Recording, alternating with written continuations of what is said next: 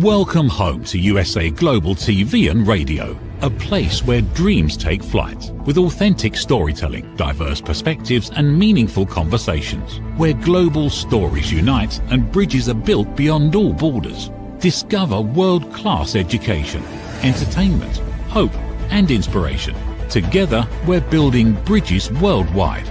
Subscribe to our channel, USA Global TV. Download our app, USA Global TV. Be our guest or join our team. Visit usaglobaltv.com. Thanks to our founder and executive producer, Dr. Jacalyn Kerbeck. Music score by Yeffy Tang from Cloud Road Music. Voiceover artist Mike Porter. Creative direction by Paul Garcia. USA Global TV and Radio. Your home for global connection. All rights reserved. This video and its contents are the exclusive property of USA Global TV and Radio. Unauthorized use, duplication or redistribution in any form is strictly prohibited. Hello, everyone. Welcome in. And have you noticed lately how difficult it is to just get through life, get through work, get to the grocery store, and everyone seems angry? Get back in your car and suddenly there's just road rage and people doing whatever they want. And if you're like me, you're feeling that frustration on a daily basis. And that is really the focal point of the show today. Is it shouldn't hurt to go to work. We spend an awful lot of time in the workplace, over 40 hours, and sometimes even at home at night thinking about our work, extending that period of time from 40 hours and beyond. So today on the show, our first show, our inaugural show, we're going to talk about what I call cumulative workplace distress. We're going to name it, we're going to call it out, we're going to talk about it, and we're going to change it collectively together. So welcome into the show. I'm Dr. Danielle Lord. I'm the hostess of the show, and I'm super excited to be back. It's been a year, and back with a new show with much appreciation to our executive producer and founder, Dr. Jacalyn Kerbeck. So excited to be back on USA Global TV and Radio. All right. So as I said, if you're feeling that tension, that stress when you walk into any environment, particularly at work, it's probably because people are hurt, and it shouldn't hurt to go to work. And people are tired. People are frustrated. People are experiencing pain in so many different ways. And we're going to talk about that today and unpack it all. So a brief introduction to me. My name, again, it's Dr. Danielle Lord. I have a PhD in leadership theory, and I spent 30 years in the corporate sector helping to make organizations happier places. And as a business owner today, founder of Archetype Learning Solutions, that's exactly what I do, is I help organizations create healthier cultures so we can have happier employees. And when we have happier employees, we bring that happiness into the home, where we have happier family life, and we bring that happiness into the community so we can have happier, healthier communities. So that's everything that I do, because it shouldn't hurt to go to work. Thank you, Dr. Jacalyn, our producer. Popped up my book there, my latest book, Engaging Your Employees, 12 Heart-Centered Strategies. Every strategy that's in the book is completely free. And I think that that's something that makes the book different, is that it doesn't take money. It doesn't take a whole lot of resources to make folks unhappy, or to make folks unhappy, to make them happy.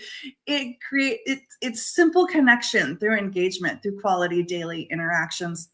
So we're going to talk about what I call cumulative workplace distress, because that is the title of today's show.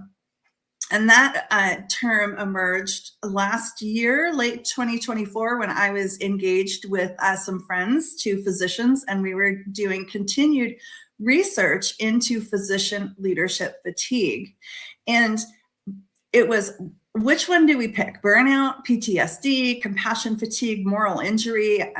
Which one of these do we pick to summarize and create a container to talk about all these things? And so we came up with the term cumulative workplace distress.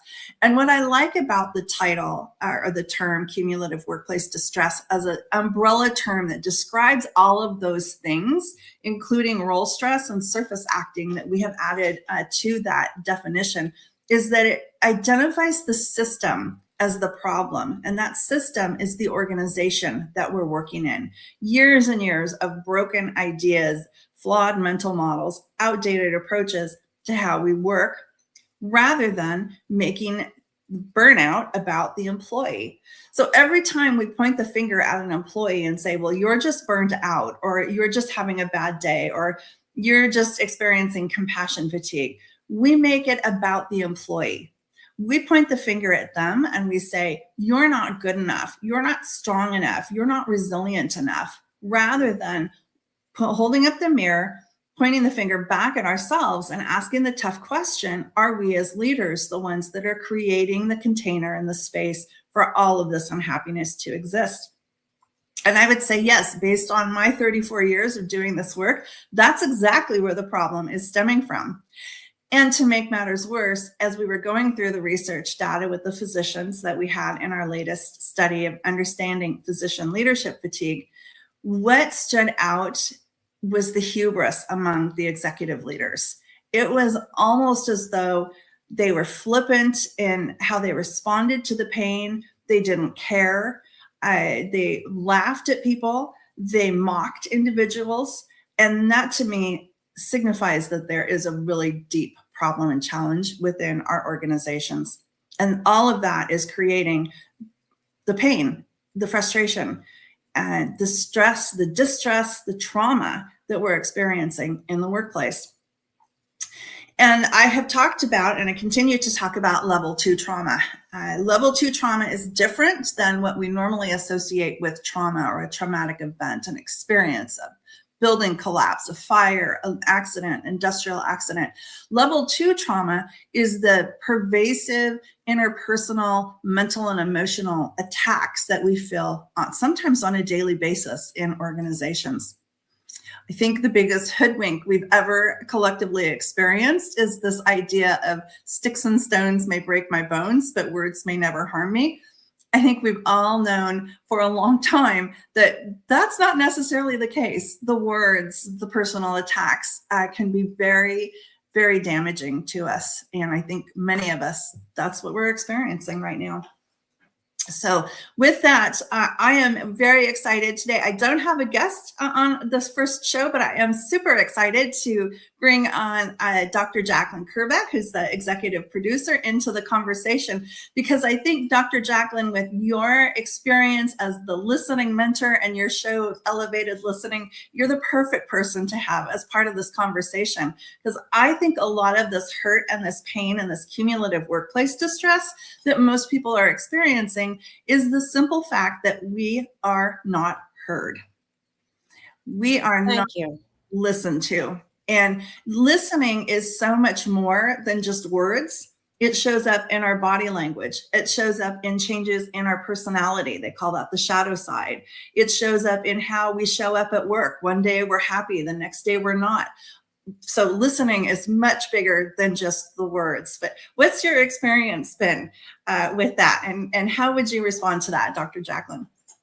Thank you so much, Dr. Danielle, for having me here today. It's an honor, especially to be on your first episode. It's actually thrilling. So what I think about what you said is it's spot on. Many times I will have people tell me that they feel invisible in their life, in their work. They don't feel seen. They don't feel heard. They will go to their supervisor, their manager, leadership. They'll come with an idea, or maybe they'll share an experience. And the answer is always the same.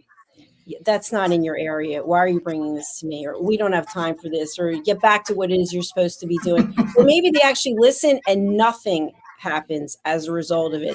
And so it starts to build up. And we talk about the cumulative effect.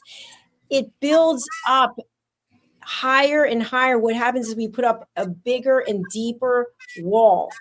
And now we are protecting ourselves behind this wall because we feel like no one's listening. And what I'd like to share, and I'd love to have your input on this, is I feel like, first of all, we have to respect ourselves, and we have to say, you know what, I matter. I'm important. And so I'm not going to tolerate being disrespected. I think it starts there. What do you think?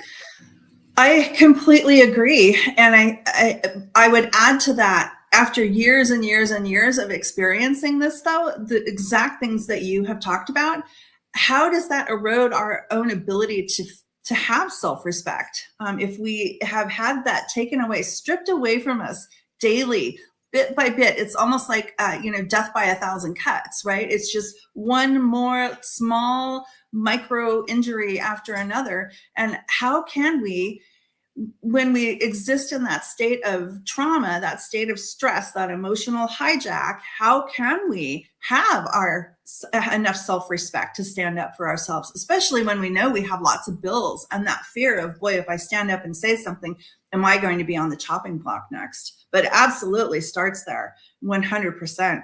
I think it's just that slow erosion over time that eats away the ability to have the confidence to say that.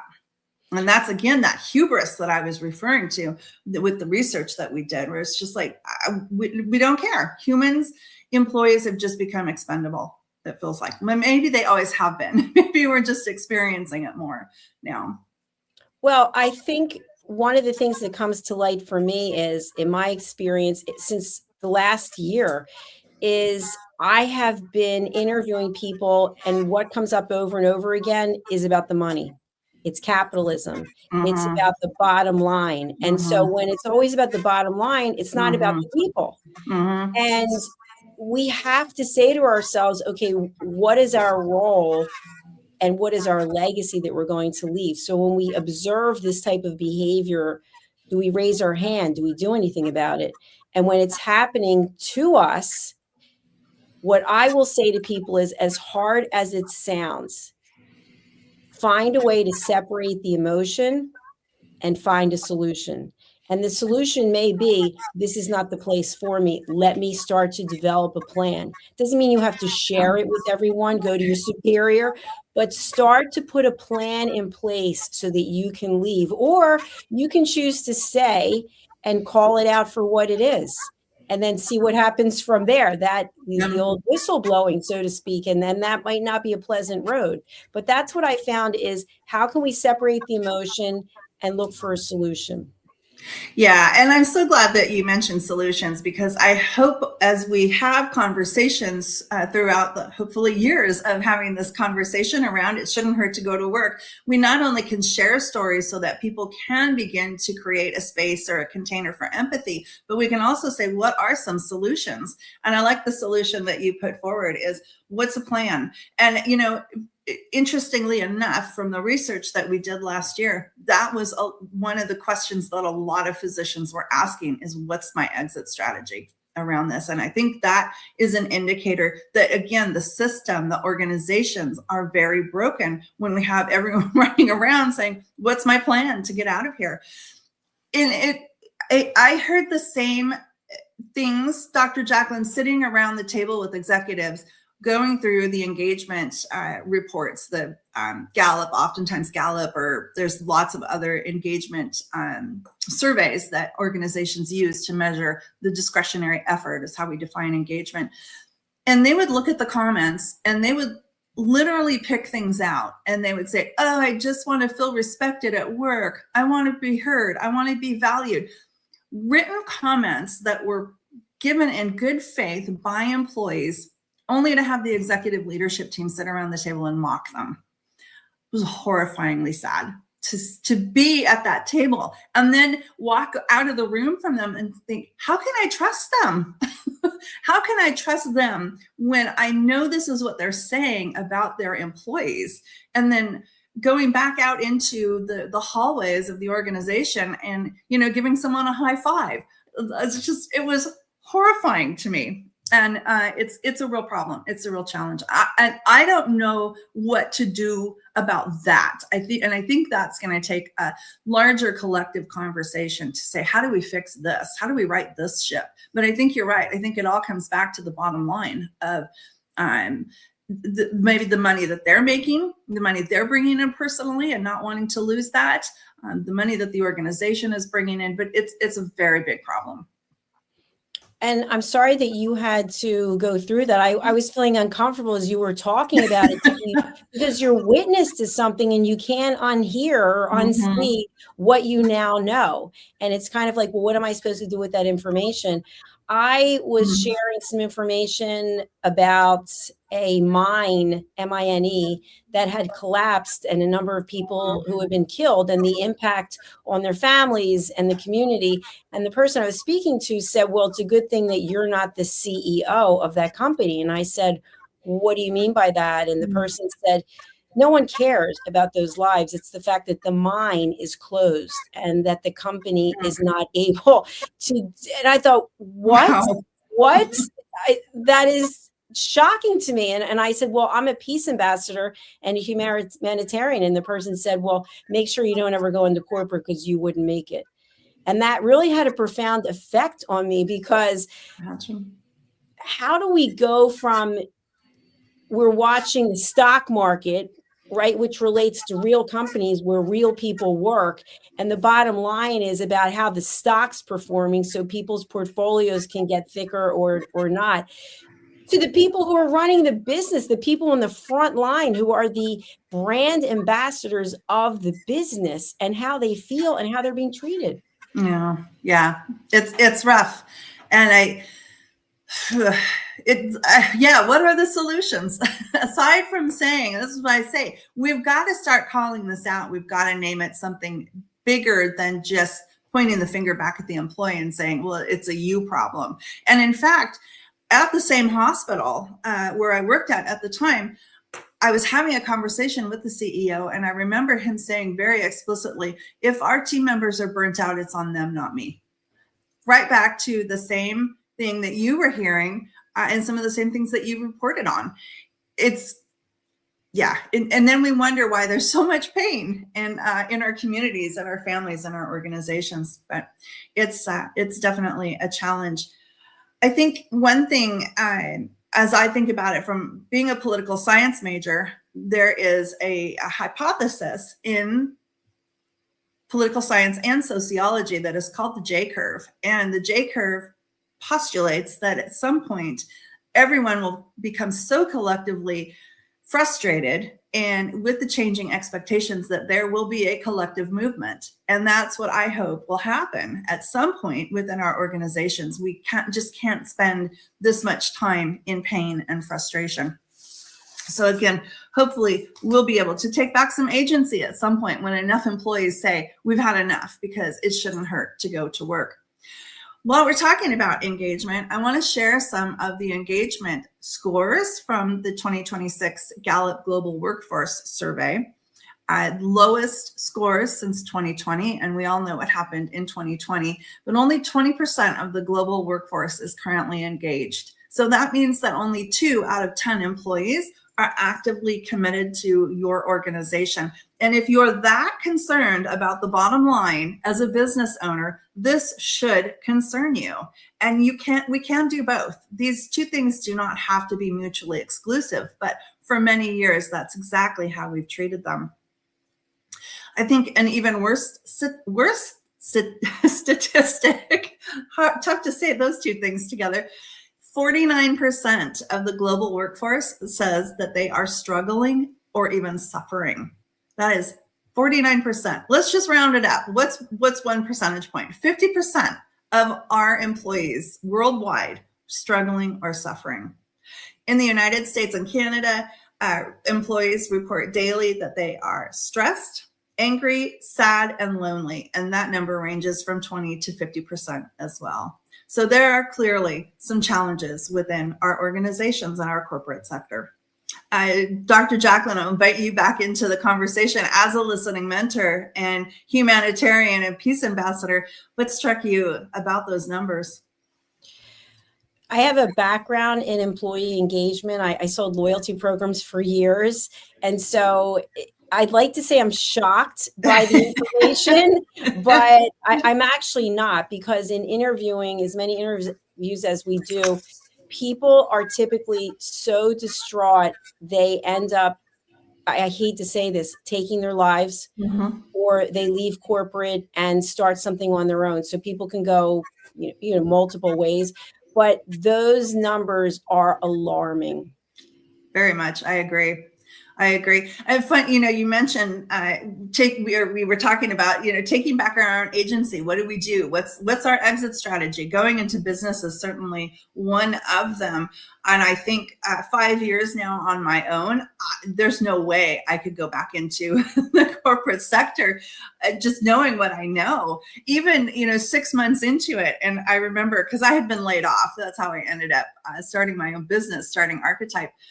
And I was still actively looking, even though I had kind of hung my own shingle. And even at that point, 6 months in, thinking, oh, do I want to go back into this? And even then, I was really on the fence and actively looking, actively interviewing, but definitely drew a fine, firm line. I remember one interview I had, it was a position I was very well qualified for.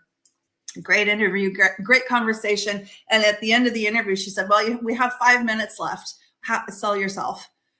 And I ended the interview. I said, I'm not a circus pony. So I guess that's the end of the interview. I wasn't going to just kind of prostitute myself like that. That's how it felt. It felt so dehumanizing to say, well, sell yourself. It's like, we just had an hour conversation and I didn't sell myself based on everything that we just talked about. So I can't imagine going back into the corporate sector at this point and realizing the pain that individuals are feeling. I'm sorry that you had to experience that, but that was a definite answer. Goodbye. See you later. Yeah. And I'm also celebrating 5 years as a business owner. It goes by so quickly, doesn't it? Oh my gosh. Yeah. I feel like big chunks of time are missing. It's a good thing. It's a very good thing. It is very busy, but I often get asked a lot, how did we get to this place, where employees are feeling and seen as expendable? And I'll do a little bit of history. I was a history major, so I've always got to bring in a little history to the conversation. But I want to start by repeating a statement that an executive made to me about a year ago. When I asked if he was worried or concerned about retention, and he looked at me and he said, I still have money on my recruiting line item. He was referring to his budget. Why would I be concerned about retention? Why should I be concerned about retention when I still have money in my recruiting line item? That is kind of the prevailing thought. So if you ever wondered if you were expendable, clearly a lot of business owners and executives think you are. And it makes me wonder, they all have this kind of suit of armor that they put on, or this air about them that says, I'm an executive now. And so I'm in this special all-knowing category of what makes business run. I think that's a really questionable place to be when you cannot see the connection to losing employees, even those that stay, what we call now quiet quitting. And I don't like that term, but that might be a conversation for another day. If you can't make that connection, I have to really question how business savvy you really are. But with that, let's get into a little bit of some history around how did we become so expendable. And I talk about this. I write a lot about workplace trauma. So I've got some papers that I've recently compiled and put together that I'd love to be able to share. You can find that on my website if you're curious.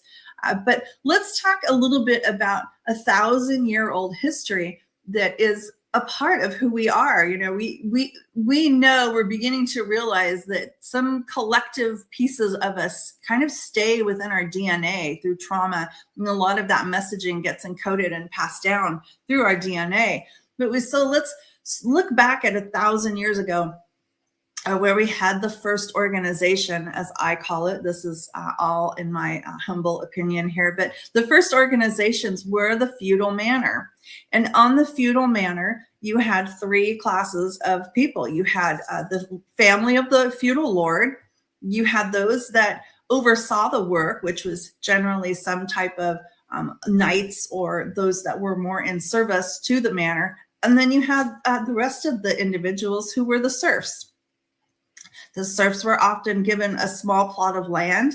They had a small house, excuse me. And they worked the land, and they worked for the manorial lord, oftentimes grueling days, long days. Everyone in the family worked for the sustainability and the support of the manor. So while some of the serfs may have broken some laws, broken some rules, the manorial lord was usually reticent to evict an entire family, because they knew that evicting an entire family could have negative impacts on how the manor sustained and functioned.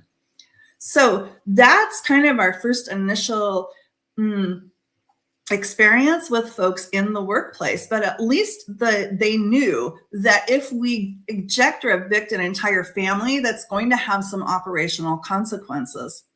It wasn't really until the industrial age, about the 1880s, 1890s, when we started to see the increase in the steam production and mechanized equipment that was starting to come into the industry, where it really sped up the production value. And I think that's when we really started to see employees become expendable, because there was always somebody to fill the role if somebody wasn't able to perform the work at the standard that was expected of them.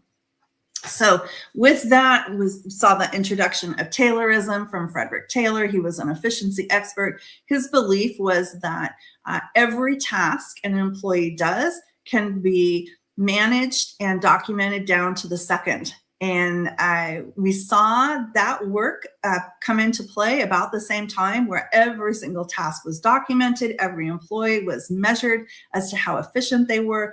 That was proven to be very ineffective in organizations. And what we learned from that was that people revolted.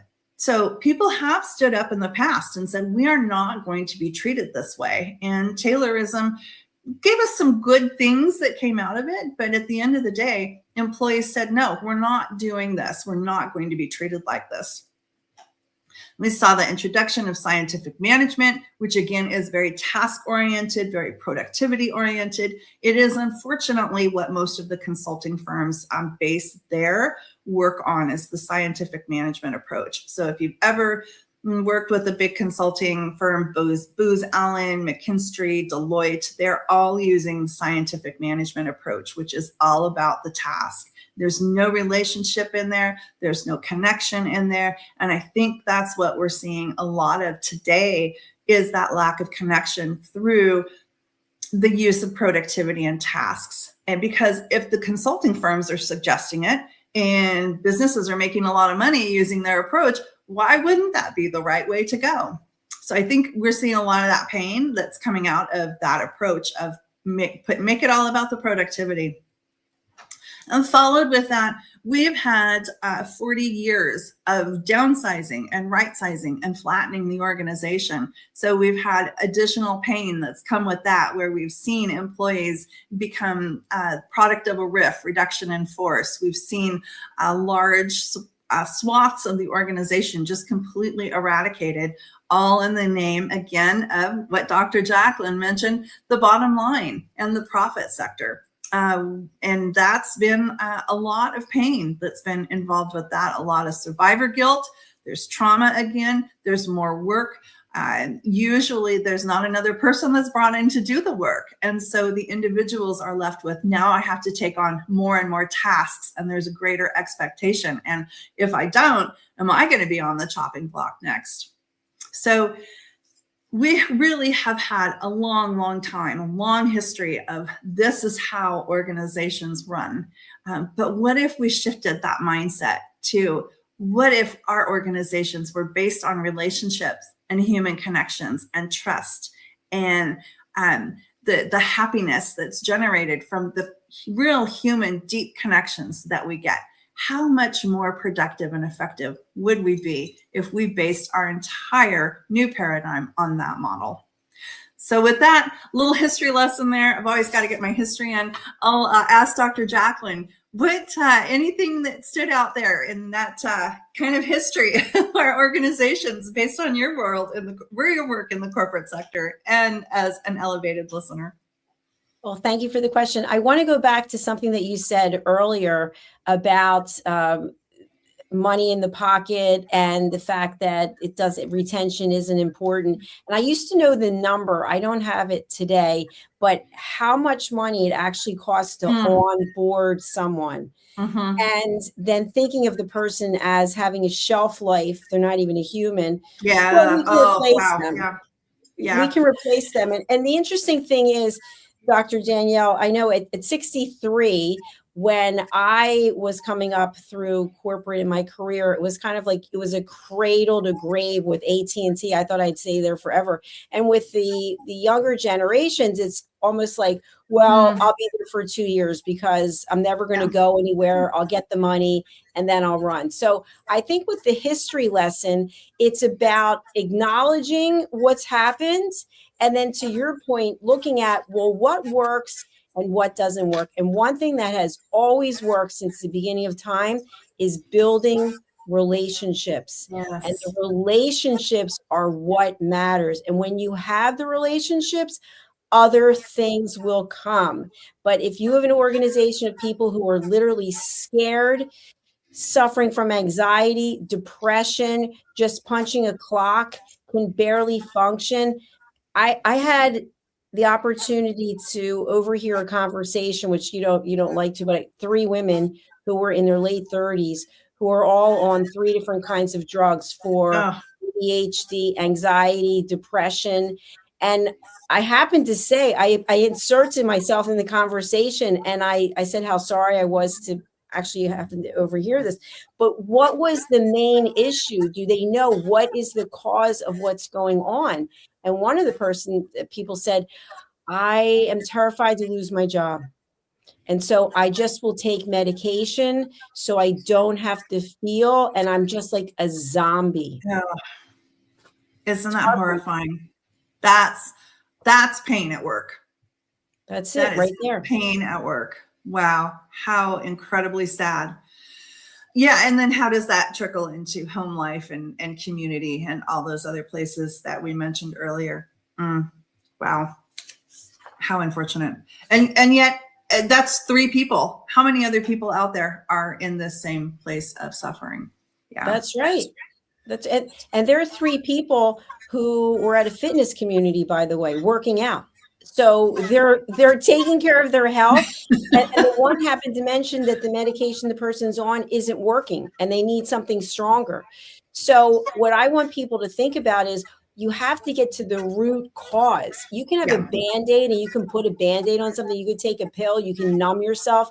But the issue at hand is what has to be addressed.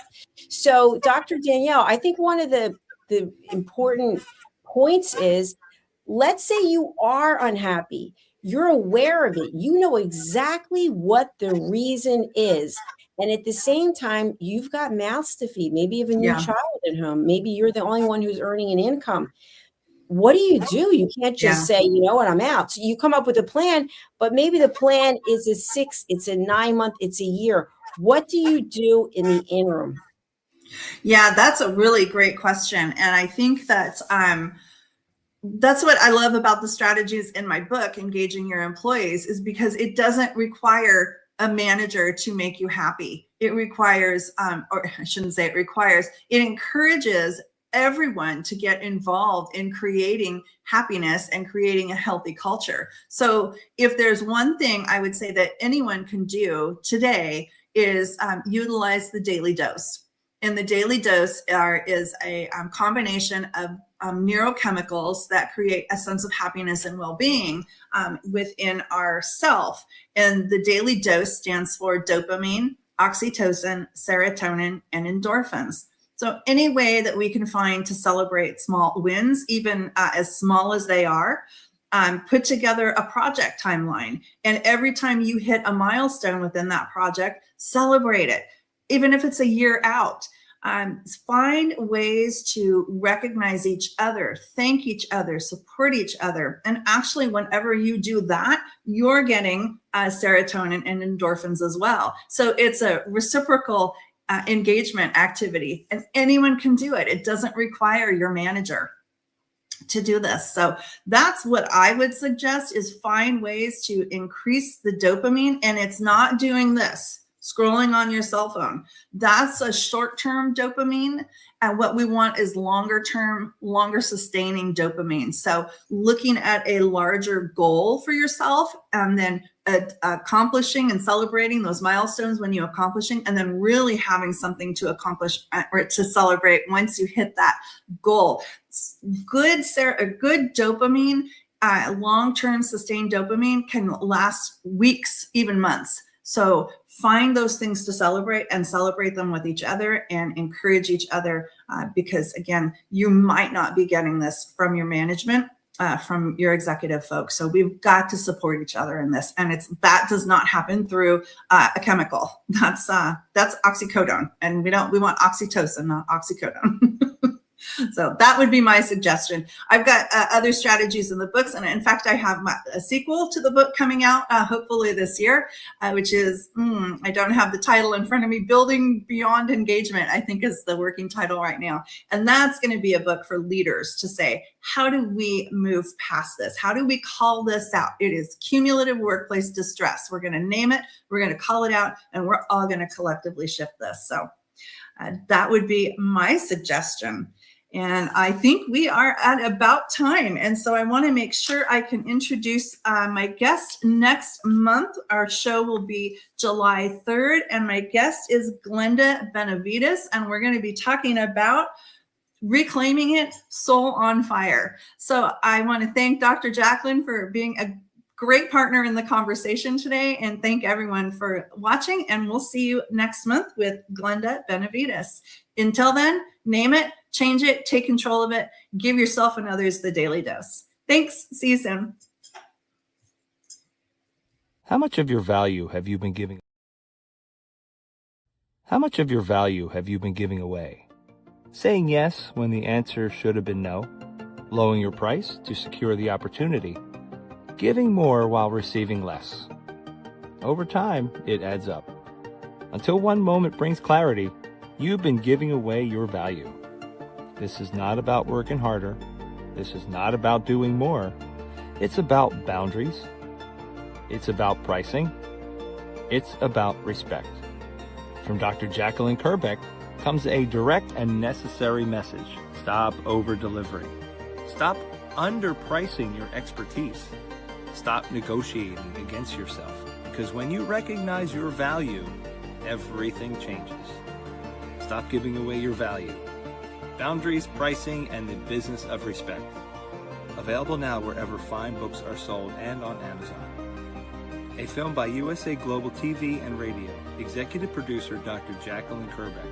Videographer and cinematic production Paul Garcia. Voiceover by Ed Vargas.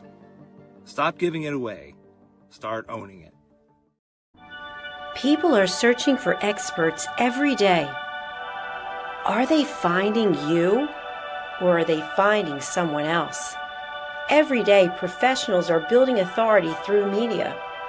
We've already built the platform. USA Global TV and Radio.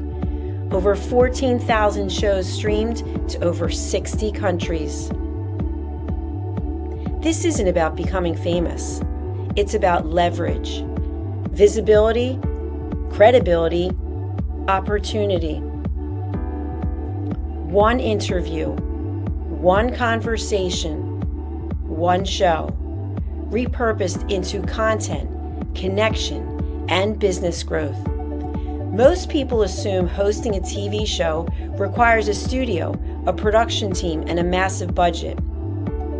Our television packages begin at $1,500 US per month. Professional production, global distribution, replay visibility, built for voices with something to say. I'm Dr. Jacalyn Kerbeck, and if this resonates with you, we should talk.